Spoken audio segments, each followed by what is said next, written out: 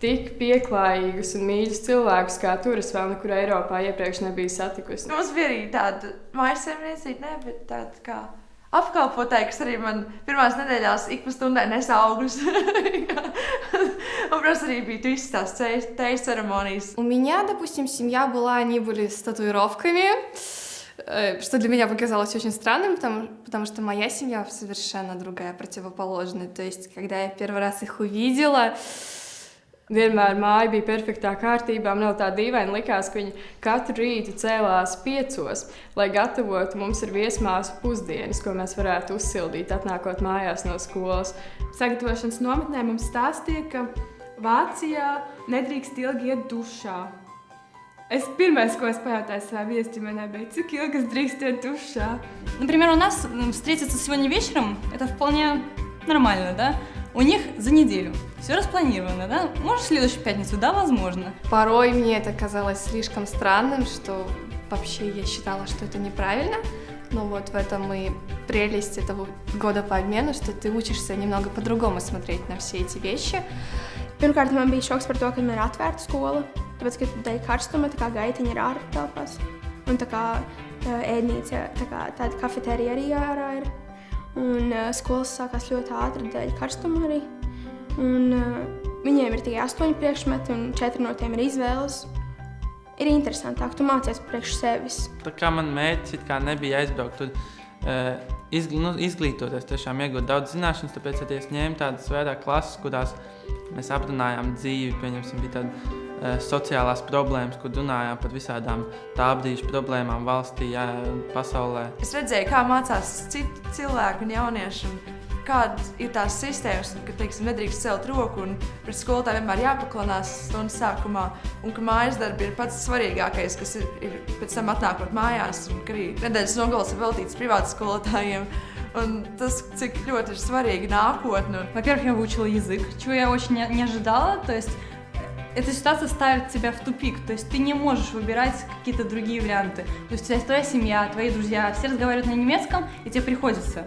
И потом ты уже начинаешь получать удовольствие от того, как ты продвинулся. Ты читаешь, допустим, дневник, который я вела в сентябре и в мае. То есть это, мне казалось в сентябре, что столько ошибок, столько... все неправильно, да? Tiklīdz es varēju runāt tikai ungāriski, jo bija tās laiciņš, kad es runāju pa pusē angliski, pa pusē ungāriski, tad daudzas durvis atvērās pašas no sevis. Tas viss ir iegūms. Pirmkārt, tu iegūsti ģimeni, tur ir tādas tā kā otrās mājas tavas un ļoti daudz draugu no visā apkārt pasaules, ne jau tikai tur, jo tu satiec ļoti daudz apmaiņas studentus tagad laikā. Кто-то из Южной Африки, кто-то из Бразилии, кто-то из Мексики, кто-то из Австрии, Австралии и так далее. То есть этих людей я бы, само собой, не встретила тут в Латвии. И все эти студенты по обмену – это настолько уникальные люди, на мой взгляд. Они очень сильно отличаются, они неординарны, с ними всегда интересно. Именно поэтому я решила, что я обязательно поеду учиться в каком-то вузе именно за границей. Раньше, какой-то был страх подойти, спросить время. То есть, как-то неудобно, да, у прохожих. Когда ты там, то есть вместо того, чтобы ждать 2 часа в городе, легче спросить кого-то и найти то, что ты искал. То есть ты становишься самостоятельным, тебе нужно планировать свое время, тебе планировать нужен бюджет, как ты деньги распределяешь. Patiesībā, man liekas, tieši Ķīna man palīdzēja saprast, ka ir pasaulē vēl tik daudz iespējas un tik daudz, ko vēl var sasniegt, ka nav tikai Latvijas mērogs, bet ir pasaules mērogs. Un, man liekas, tas ir tieši labākais, ka es tur aizbraucu un man liekas, tas man pavēra ļoti, ļoti daudz durvis tagad nākotnē, arī ar valodu, tā skaitā. Savā komforta zonā varēs vienmēr palikt, bet tāda iespēja braukt apmaiņas gadā, piemēram, YFU līdz 18 gadiem, tā ir tikai viena iespēja.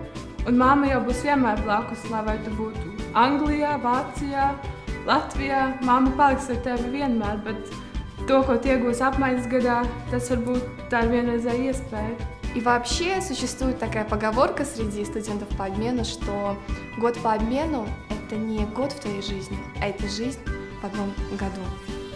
То есть за этот год вы переживаете столько много разных вещей, которые с вами бы никогdā бы не произошли, если бы вы остались в своей стране.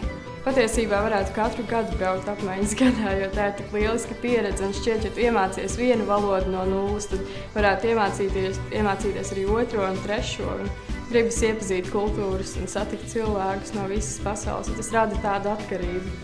No tā vairs nevar tikt vaļā.